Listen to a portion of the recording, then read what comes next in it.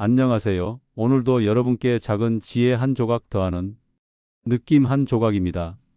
사람 사이에서 가장 억울하고 불편한 감정 중 하나는 저 사람은 왜 나를 만만하게 볼까? 입니다. 말을 아껴도 잘 웃어도 도와줘도 되려 무례함을 겪고 얕잡아 보는 시선을 마주할 때가 있습니다. 누군가에게 만만하게 보이는 것은 인간관계 맺음에 어려움을 주고 관계의 질을 떨어뜨리는 불필요한 스트레스를 유발하는 주된 원인이 됩니다. 조선 후기 다산 정약용은 유배지에서 깊이 사유하며 사람을 다루는 법, 세상을 통과하는 법에 대해 수많은 글을 남겼습니다. 오늘은 그가 남긴 지혜 속에서 절대 만만하게 보이지 않는 처세와 대화법을 살펴보겠습니다. 첫 번째, 말이 많으면 무게를 잃는다. 정약용은 말이 많으면 그 뜻이 가벼워지고 입을 조심하면 실수가 줄어든다고 했습니다. 말이 많은 사람은 자신의 생각을 정리하지 못한 채 이야기를 쏟아내어 주변을 소란스럽게 만들고 그 과정에서 신뢰를 잃기 쉽습니다. 특히 대화가 길어질수록 본래의 의도와는 다른 해석이 생기기 쉽고 상대방에게 가볍게 보일 여지가 커지며 때로는 불필요한 오해를 낳기도 합니다. 반면 말수가 적은 사람은 자연히 말에 무게가 더해지고 신중함이 묻어납니다. 듣는 사람은 저 사람은 깊은 생각 끝에 말하는구나 하고 느끼며 그의 한마디 한마디에 더욱 귀 기울이게 됩니다. 침묵 속에서 이루어지는 사고의 깊이는 말의 질을 높이는 중요한 요소가 됩니다. 회사에서도 말이 많고 수다스러운 동료보다 조용히 듣고 있다가 결정적인 순간에 한마디 던지는 사람이 더 신뢰받습니다. 그들의 발언은 회의실을 가로지르는 화살과 같아서 핵심을 정확히 관통하고 문제의 해결책을 제시합니다. 침묵을 겁내지 마십시오. 침묵은 단순한 말의 부재가 아닌 당신의 생각을 무겁게 만드는 시간입니다. 침묵이 곧 무게입니다. 두 번째, 웃되 깔보이지 마라. 정약용은 웃음에도 도가 있다고 했습니다. 웃는 얼굴은 사람을 부드럽게 하고 관계를 편안하게 만드는 자연스러운 소통의 도구입니다. 하지만 지나치게 웃고 때와 장소를 가리지 않고 누구에게나 웃는다면 그것은 호감이 아니라 비호감이 되기 쉽습니다. 상황에 맞지 않는 웃음은 오히려 당신의 진정성을 의심받게 만들 수 있습니다. 특히 직장에서, 사회에서 과도하게 상대의 말에 맞장구를 치고 웃는 모습은 신중하지 못하고 가벼운 인상을 줍니다. 때로는 전문성과 신뢰성마저 떨어뜨릴 수 있으며 상대방이 당신의 의견을 진지하게 받아들이지 않게 될 수 있습니다. 유쾌함은 품격을 잃지 않아야 진짜 힘을 가집니다. 미소는 절제될 때 아름답고 진심일 때 진중합니다.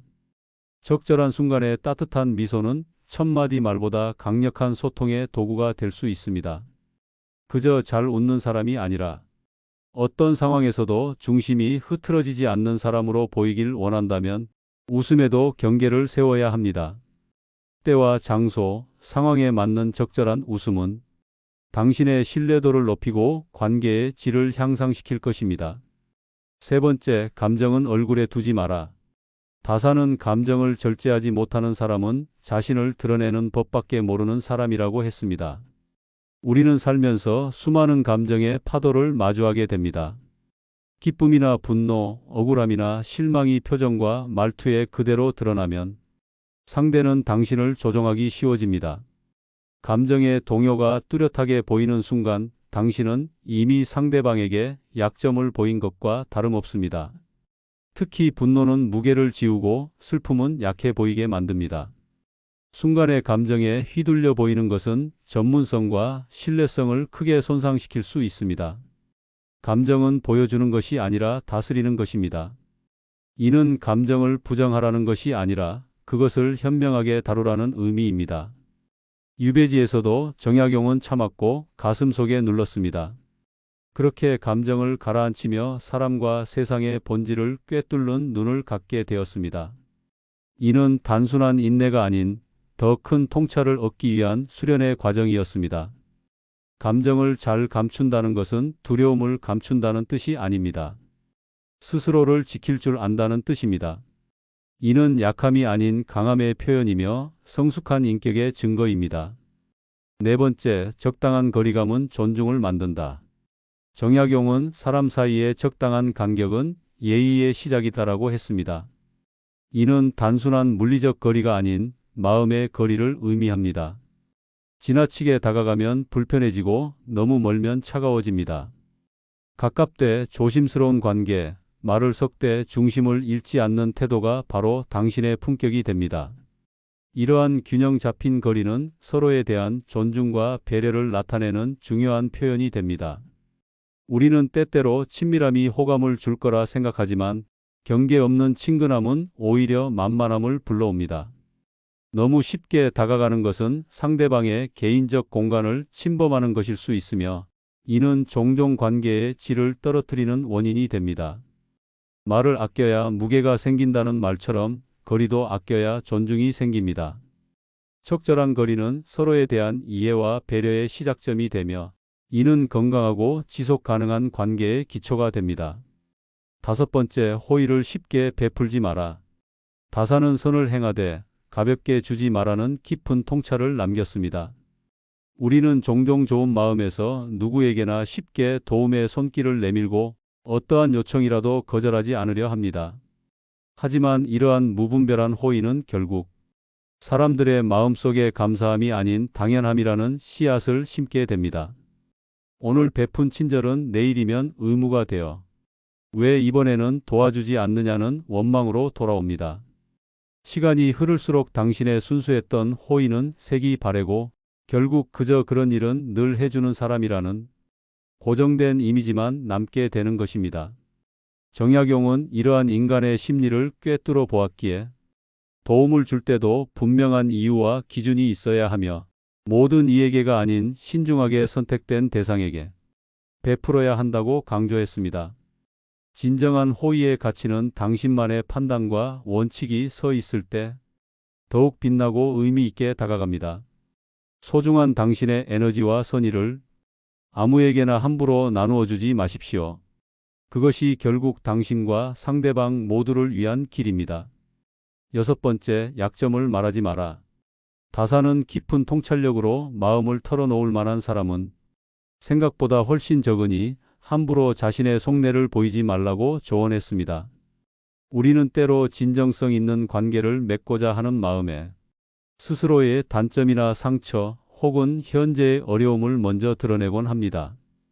그러나 안타깝게도 이 세상에는 당신의 약점을 진심 어린 공감의 대상이 아닌 자신의 이익을 위한 도구로 활용하는 사람들이 예상보다 훨씬 많이 존재합니다. 한번 입 밖으로 나온 약점은 영원히 회수할 수 없으며 그것은 곧 당신을 보호하는 방패에 스스로 구멍을 내는 일과 같습니다. 특히 직장이나 사회적 관계에서 저는 이런 일을 잘 해내지 못해요. 제가 과거에 이런 실수를 저질렀어요와 같은 자기 비하적인 고백은 신뢰를 쌓기는커녕 오히려 당신의 가치를 깎아내리는 위험한 행동이 될 수 있습니다. 물론 진정한 소통과 깊이 있는 관계 형성을 위해 자신의 이야기를 나누는 것은 필요합니다. 하지만 그것은 오랜 시간에 걸쳐 충분한 신뢰가 쌓인 사람과 적절한 때를 선택해서 이루어져야 할 중요한 결정입니다. 일곱 번째, 모릅니다는 지혜로운 말이다. 다사는 인간의 지혜를 꿰뚫어 보며 모른다고 솔직히 말할 줄 아는 사람이야말로 가장 깊은 지혜를 지닌 자일 수 있다고 가르쳤습니다. 겸손하게 자신을 낮추는 태도는 역설적으로 당신의 진정한 가치를 높이는 길이 됩니다. 제가 잘 모르겠습니다.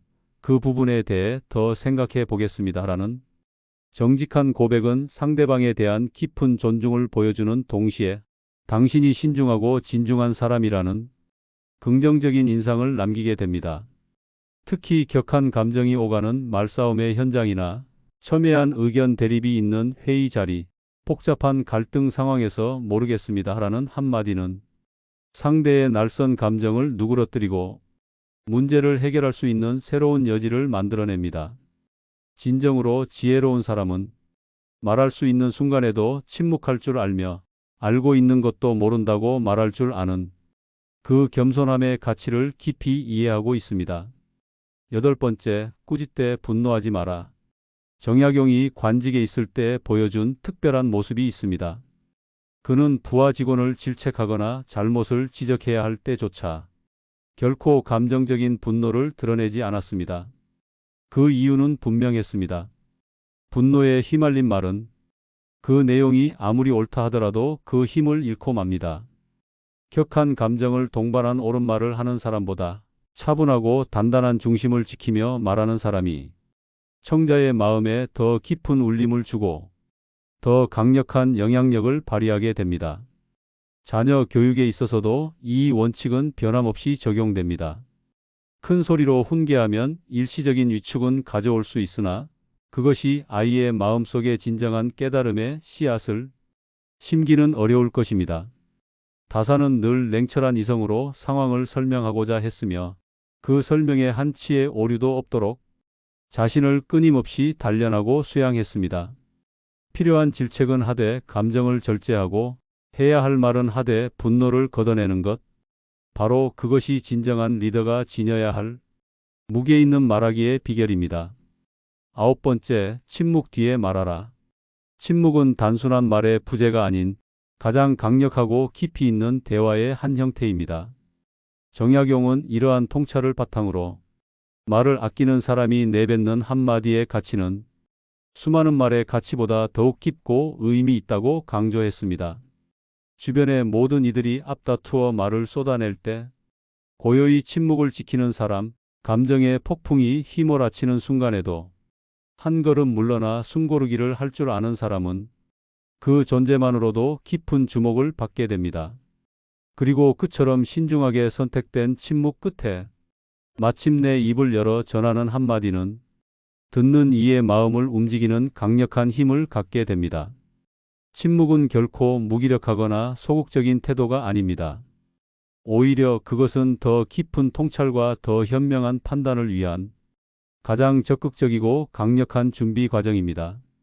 당신의 마음속에 전하고 싶은 말이 가득할수록 잠시 멈추어 깊은 숨을 들이쉬고 한 박자 더 여유를 가지십시오.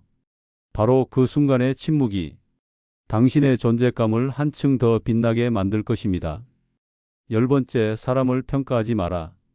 정약용은 당대 최고의 식견과 통찰력을 지닌 인물이었음에도 타인을 쉽사리 판단하거나 평가하지 않았습니다.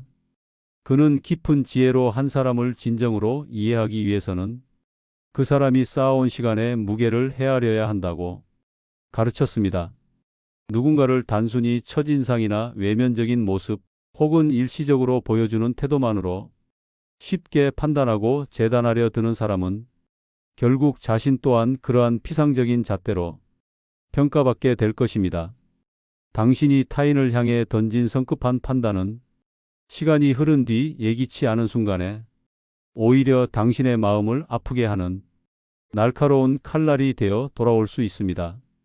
이 세상은 겸손하고 너그러운 마음으로 바라볼 때에만 비로소 그 진정한 깊이와 넓이를 온전히 드러내 보입니다.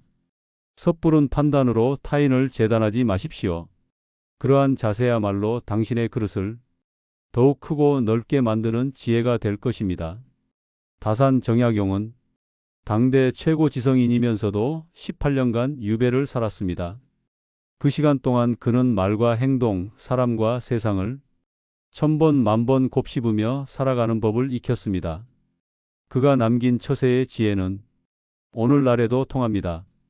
사람들에게 만만하게 보이지 않는다는 건 공격적으로 살라는 뜻이 아닙니다.